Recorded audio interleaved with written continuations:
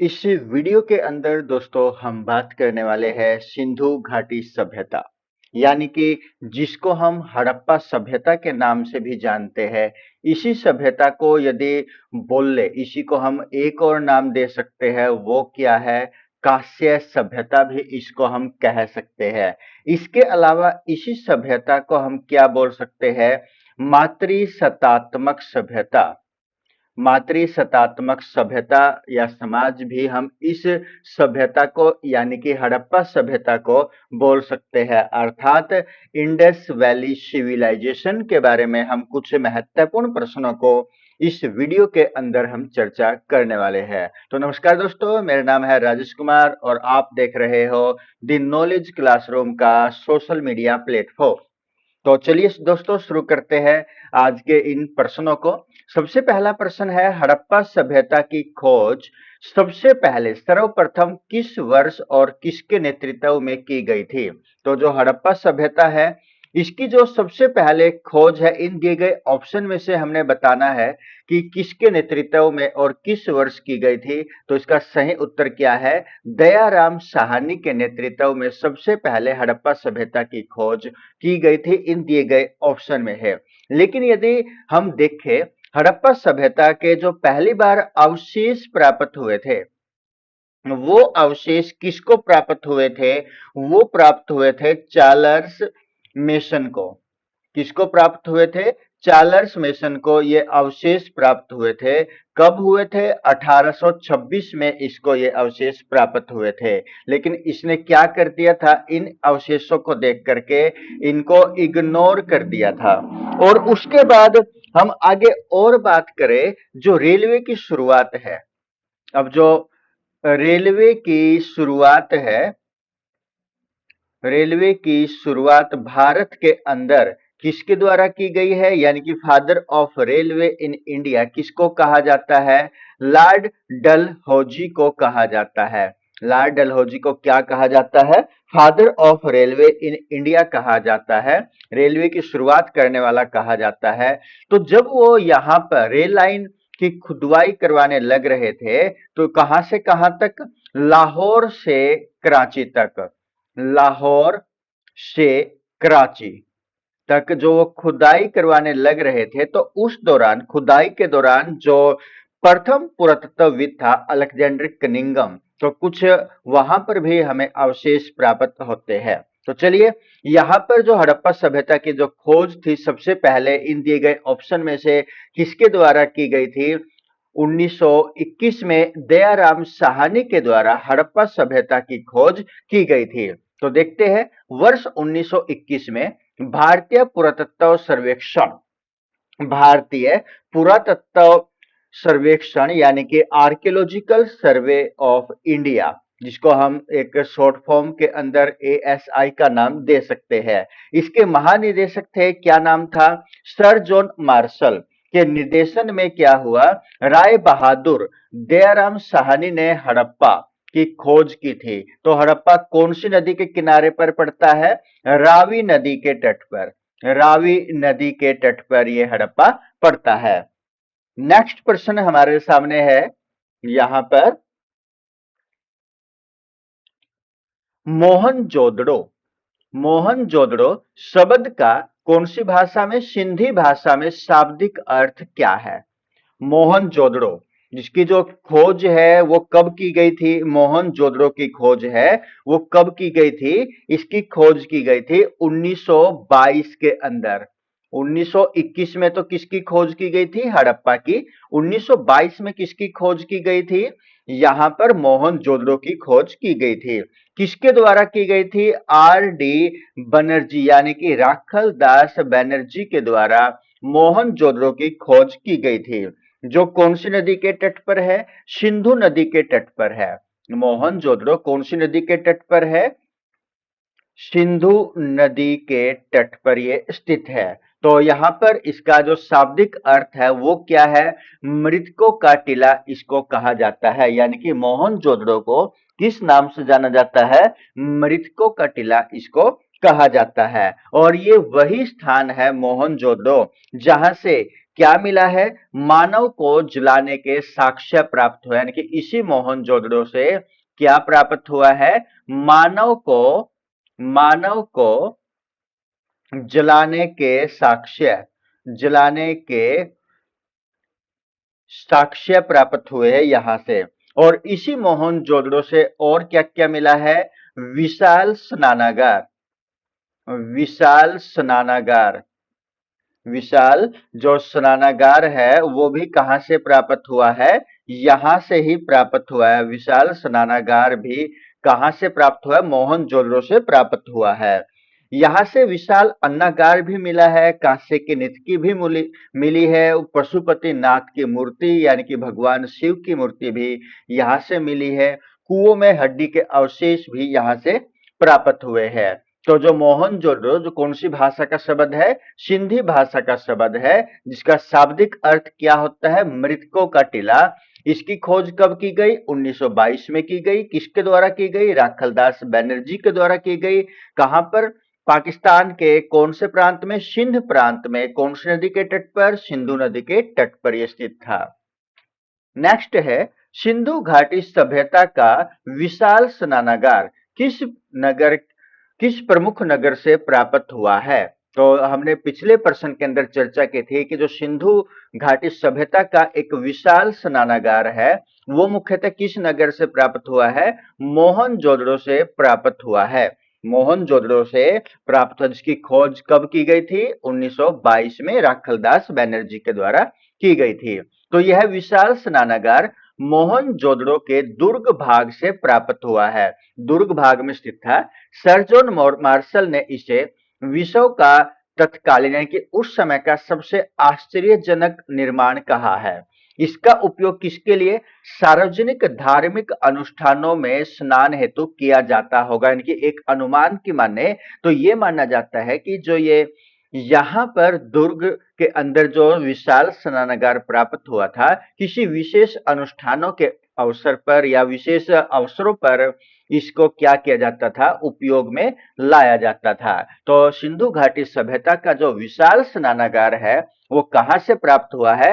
मोहनजोदड़ो से प्राप्त हुआ है। प्रश्न नंबर 4, हड़प्पा कालीन बंदरगाह, जिसको हम क्या बोलते हैं?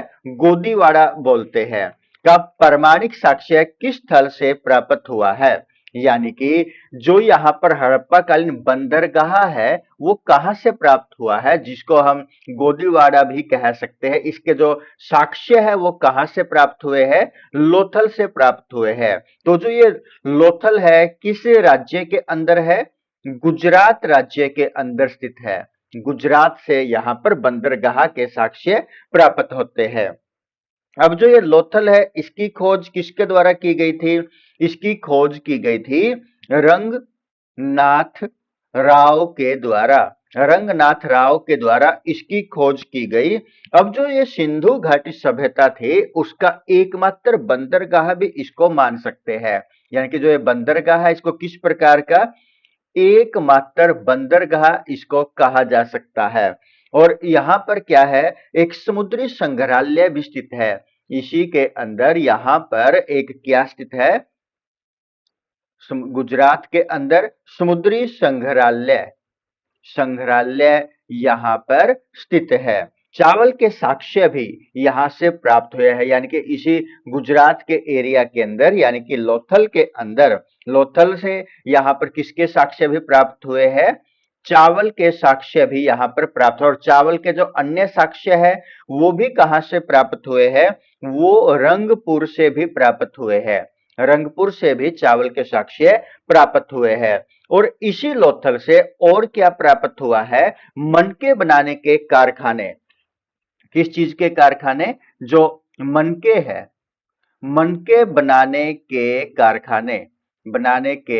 कारखाने कहां से प्राप्त हुए हैं? लोथल से प्राप्त हुए हैं। और यहां से और क्या क्या प्राप्त हुआ है इस लोथल से? फारसी मोहरे, फारसी मोहरे प्राप्त हुई है। कहां से? लोथल से। जो ये मोहरे थे वो किस चीज की बनी हुई थी? स्टील खड़ी की। स्टील खड़ी की ये जो मोहरे है ये बनी हुई है। और इसने क्या किया हुआ है? जो यूनेस्को था UNESCO, UNESCO, united nation educational scientific and cultural organisation, इसने क्या किया है, इसकी सूची में इस लोथल को शामिल किया है। तो आप कमेंट करके ये बताइएगा कि जो यूनेस्को है, यूनेस्को का गठन कब हुआ था? यूनेस्को का गठन कब हुआ था? चलिए, इसका जो गठन है वो कब हुआ था बता ही देते हैं। नवंबर 16 1945 के अंदर इसका गठन हुआ था, और 1946 के अंदर जो भारत है इसका सदस्य बना था। इसका हेडक्वार्टर कहां पर है? पेरिस के अंदर है। पेरिस किसकी राजधानी है, ये आप कमेंट करके बताइएगा। बढ़ते हैं यहां पर आगे, उससे पहले यहां पर थोड़ा और देख लेते हैं कि जो ये हड़प्पा कालीन बंदरगाह है, जिसको जो लोथल है, ये कौन सी नदी के तट पर पड़ता है? भोगवा नदी के तट पर। कौन सी नदी के तट पर? भोगवा नदी के तट पर पड़ता है। जो ये भोगवा नदी है, ये किसकी सहायक नदी है? ये नदी सहायक है साबरमती नदी की, सहायक, साबरमती नदी की सहायक नदी है। और जो साबरमती नदी है ये क्या है? इसकी जो गिनती है भारत की सबसे प्रदूषित नदियों में की जाती है। साबरमती नदी की जो गिनती है वो भारत की सबसे प्रदूषित नदियों में इसकी गिनती की जाती है। तो ये गुजरात के अहमदाबाद जिले में कौन सी नदी के किनारे पर? भोगवा नदी के किनारे पर स्थित है। लोथल से पक्की ईंटों का बना विशाल गोदीवाड़ा प्राप्त हुआ है, जो समुद्री व्यापारी केंद्र होने का एक स्पष्ट प्रमाण हमें प्रदान करता है। बढ़ते हैं अगले प्रश्न की ओर। सिंधु घाटी सभ्यता का सबसे पूर्वी बिंदु आलमगीरपुर किस नदी के तट पर स्थित है? यानी कि इस प्रश्न के अंदर यहां पर हमसे किसके बारे में पूछा हुआ है? आलमगीरपुर के बारे में पूछा हुआ है। तो यहां पर जो आलमगीरपुर है, कौन सा बिंदु है ये? पूर्वी बिंदु है, पूर्वी सीमा पर स्थित बिंदु है जिसका नाम क्या है? आलमगीरपुर है। यदि हम एक त्रिभुज के अनुरूप हम इसको मान ले, यहां पर कुछ इस प्रकार की स्ट्रक्चर, यहां पर यदि हम इसको डिजाइन में लेकर के आते हैं, जिसको हम बोल दे ये पश्चिमी बिंदु हो गया, और उसके बाद ये जम्मू और कश्मीर वाला हिस्सा हो गया, ये पाकिस्तान के अंदर मान लेते हैं। और ये वाला बिंदु है हमारा, जिसको हम कौन सा बिंदु मान लेते हैं? पूर्वी बिंदु मान लेते हैं, जो कहां पर है? आलमगीरपुर के अंदर, यानी कि मेरठ यूपी के अंदर। और कौन सी नदी के तट पर है ये? हिंडन नदी के तट पर। कौन सी? हिंडन नदी के तट पर हम इसको मान लेते हैं। पूर्वी भाग है, आलमगीरपुर है, मेरठ के अंदर स्थित है। मेरठ कहां पर? यूपी उत्तर प्रदेश के अंदर है। और जो पश्चिमी हिस्सा है ये कहां पर है? पाकिस्तान के अंदर पड़ता है। और कौन सी नदी के किनारे पर है ये? ये है दासक नदी के किनारे। कौन सी नदी के किनारे? दासक नदी के किनारे पर ये पड़ता है। उसके बाद जो हमारा ये भाग है, ये कौन सा है? महाराष्ट्र के अंदर स्थित है। और यहां पर इसका जो नाम है दाइमाबाद। कौन सी नदी के किनारे पर? यह है गोदावरी। गोदावरी नदी के तट पर यह भाग स्थित है। और इसी जो दाइमाबाद है, यहां से क्या प्राप्त हुई है? कांसे की रथ प्रतिमा, कांसे की मूर्ति यहां से प्राप्त हुई है। और जो उत्तरी बिंदु है, जो हम जम्मू और कश्मीर वाले भाग के बारे में बात करें, क्या नाम है यहां पर इसका? मांदा, जो जम्मू कश्मीर के अंदर पड़ता है। और कौन सी नदी के तट पर है ये पड़ता है चिनाब नदी के तट पर। कौन सी नदी के? चेनाब नदी के तट पर। तो जो आलमगीरपुर है, यहां पर इसके बारे में पूर्वी सीमा बिंदु क्या है? आलमगीर कौन सी नदी के तट पर है? हिंडन नदी के तट पर। ये इस प्रश्न का सही उत्तर होगा। हिंडन नदी के तट पर स्थित है। यह सिंधु घाटी सभ्यता का सबसे पूर्वी छोर है, जो उत्तर में मांडा, दक्षिण में दाइमाबाद और पश्चिम में सुतकागेडोर स्थित है। तो जो ये पश्चिमी भाग है, यहां पर दासक वाला जो भाग है, यहां पर दासक नदी के किनारे पर, और इसके किनारे पर क्या बसा हुआ है? सुतकागेडोर बसा हुआ है, बलूचिस्तान पाकिस्तान के अंदर जो स्थित है। बढ़ते हैं अगले प्रश्न की ओर। हड़प्पा सभ्यता की जो हड़प्पा सभ्यता की नगर नियोजन व्यवस्था है, यानी कि जो नगर है उसको किस प्रकार से योजनाबद्ध तरीके से तैयार किया गया था, मुख्य रूप से किस पद्धति पर आधारित थी। यानी कि हड़प्पा सभ्यता के जो नगर नियोजन की व्यवस्था थी वो किस पद्धति पर तैयार किए गए थे।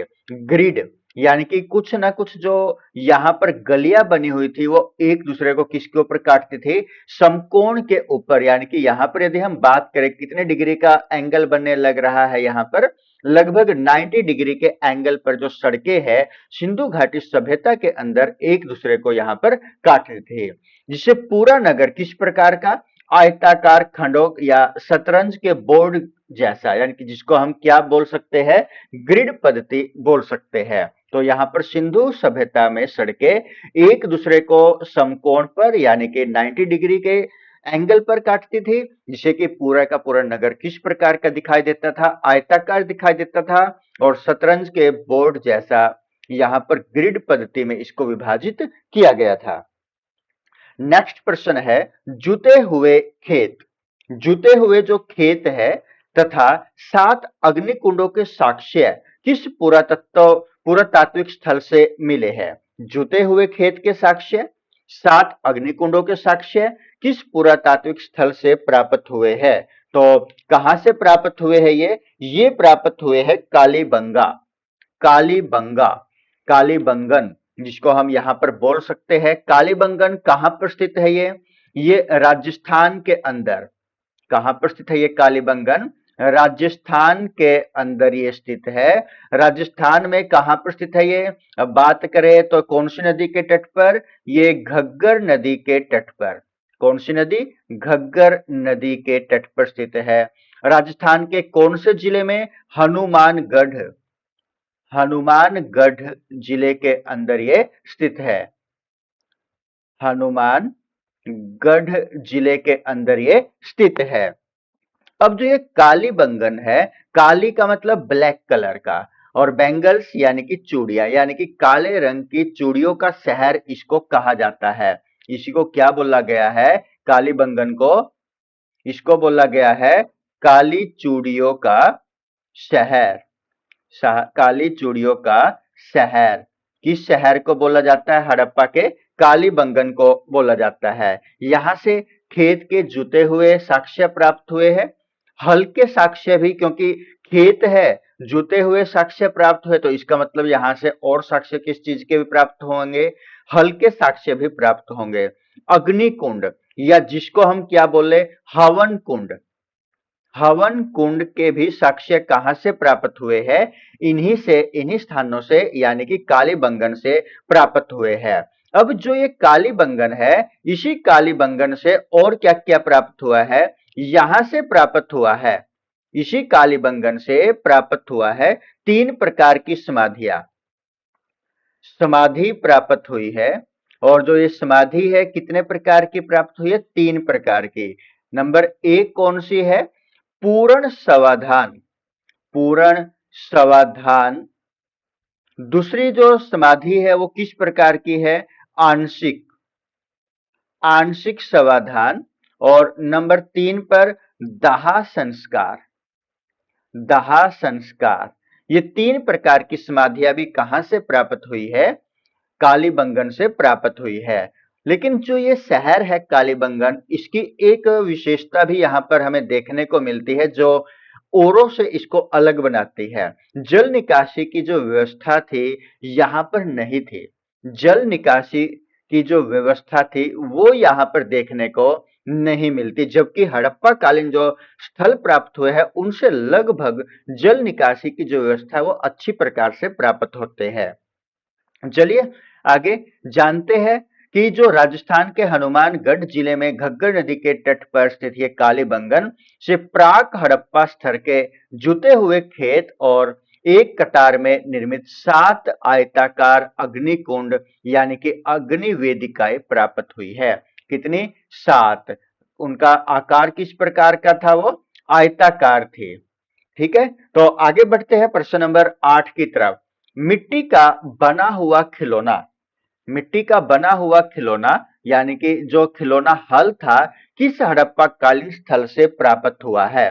तो ये कहां से प्राप्त हुआ है? बनावली। बनावली कहां पर प्राप्त है? हरियाणा जिले के अंदर, ये हरियाणा राज्य के अंदर स्थित है। तो यहाँ पर ये जो बनावली है, यहाँ पर हल की आकृति वाले मिट्टी के खिलौने प्राप्त हुए हैं। ये वही बनावली है जहां से जौ के साक्ष्य भी प्राप्त हुए हैं।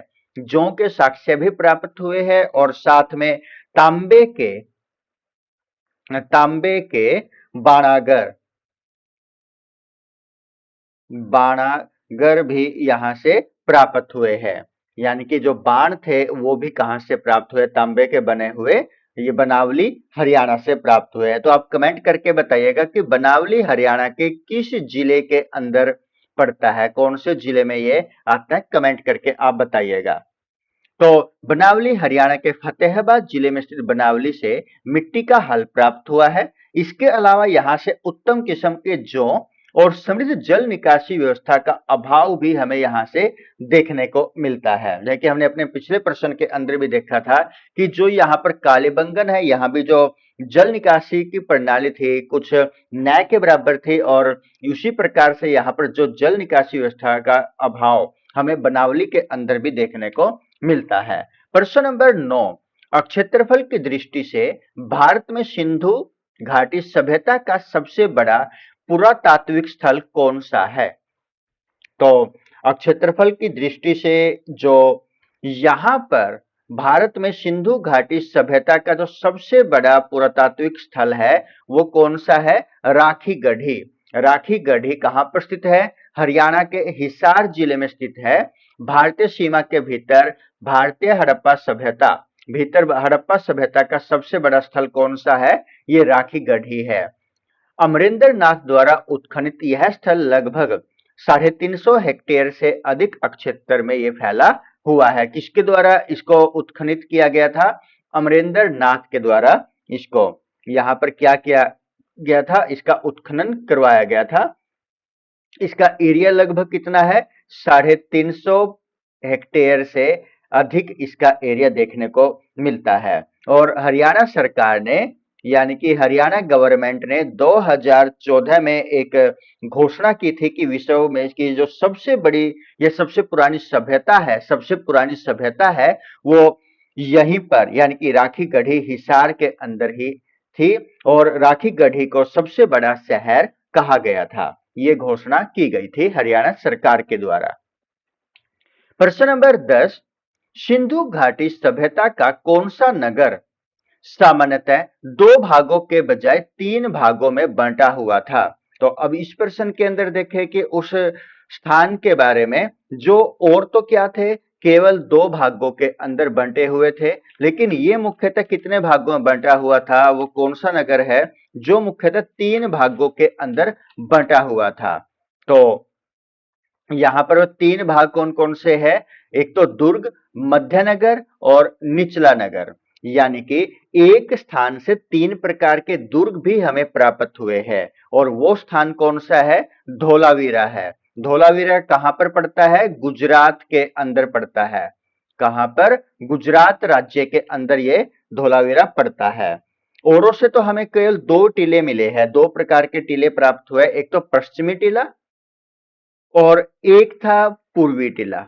ये 2 टीले प्राप्त होते हैं, लेकिन जो पश्चिमी टीला था, पश्चिमी टीला को हम किस नाम से जान सकते हैं? ऊपरी टीला का नाम भी इसको दिया जा सकता है और इसी को हम क्या बोल सकते हैं? दुर्ग टीला भी पश्चिमी टीले को बोला जाता था। और इसके अंदर पश्चिमी टीले के अंदर कौन से लोग रहते थे? जो शाही परिवार या शाही वर्ग के लोग कहां पर रहते थे? पश्चिमी टीले के ऊपर रहते थे। जबकि जो पूर्वी टीला है, पूर्वी टीले के अंदर जिसको हम किस नाम से जान सकते हैं? निचला टीला। निचला टीला इसको या निचला नगर का नाम इसको दे सकते हैं। यहां पर जो सैनिक वर्ग है या फिर ये बोलिए कि जो मजदूर वर्ग है वो कहां पर रहता था? इस निचले टीले के अंदर यानी कि पूर्वी भाग के ऊपर ये रहता है। और जो यहाँ पर ये धोलावीरा है, यहां से जो ये स्थान है यहां से कितने प्रकार के दुर्ग मिले हैं? तीनों प्रकार के, निचला यानी कि पश्चिमी भी और पूर्वी भी, और एक बीच में कौन सा आ गया, मध्यम आ गया। यानी कि ये दो तो मुख्यतः मिलते हैं, दुर्ग और निचला नगर। यानी कि दुर्ग जिसको हम ऊपरी वर्ग या जहां पर रहता था, यानी कि शाही वर्ग जहां पर रहता था, जिसको दुर्ग के नाम से जाना गया, ऊपरी टीला बोला गया। और उसी प्रकार से जो पूर्वी वाला हिस्सा है, जहां पर मजदूर वर्ग रहता था या सैन्य वर्ग रहता था, लेकिन जो मध्यम वर्ग है वो कहां से प्राप्त हुआ, धोलावीरा गुजरात से प्राप्त हुआ है। और एक शहर ऐसा भी है जहां से कोई भी दुर्ग प्राप्त नहीं हुआ, वो कौन सा है, चनहुदड़ो है, जहां से कोई भी दुर्ग नहीं प्राप्त हुआ। तो यहां पर गुजरात के कच्छ के रण में स्थित धोलावीरा त्रिस्तरीय नगर नियोजन के लिए प्रसिद्ध है। कि कितनी प्रकार की नगर व्यवस्था थी यहाँ पर, 3 प्रकार की। यहाँ पर कौन कौन से, पश्चिमी दुर्ग, निचला नगर यानी कि पूर्वी नगर, और उसके बाद मध्यम नगर। ये 3 प्रकार के नगर यहाँ पर टीले यहाँ से प्राप्त हुए हैं। यहाँ से एक विशाल खेल का मैदान और साइन बोर्ड भी प्राप्त हुआ है। तो दोस्तों, इन 10 प्रश्नों में हमने हड़प्पा सभ्यता के बारे में जानने की कोशिश की है। नेक्स्ट वीडियो में हम बात करेंगे आगे के प्रश्नों के बारे में, जो कि संबंधित रहेंगे हड़प्पा सभ्यता से। प्रश्न नंबर 11 से हम नेक्स्ट वीडियो में शुरू करेंगे। तब तक के लिए सभी को नमस्कार, जय हिंद दोस्तों। और साथ में यदि आपको ये वीडियो पसंद आई है तो इसको लाइक भी करें, और यदि किसी प्रकार की कमी आपको हमारे इस वीडियो के अंदर नजर आती है तो वो कमी भी हमें अवगत अवश्य करवाएं कमेंट के माध्यम से। और यदि आपने दोस्तों अभी तक हमारे चैनल को सब्सक्राइब नहीं किया, फॉलो नहीं किया, तो प्लीज आप इस चैनल को सब्सक्राइब कर ले, फॉलो कर ले, ताकि जो आपकी तैयारी है वो इन प्रश्नों के माध्यम से और अच्छी बन सके। क्योंकि हम यहाँ पर एक प्रश्न के अंदर बहुत सारे प्रश्नों को हल करने की कोशिश करने लग रहे हैं। तो धन्यवाद दोस्तों, इस वीडियो को ज्यादा से ज्यादा अपने दोस्तों के साथ शेयर करें। धन्यवाद, जय हिंद।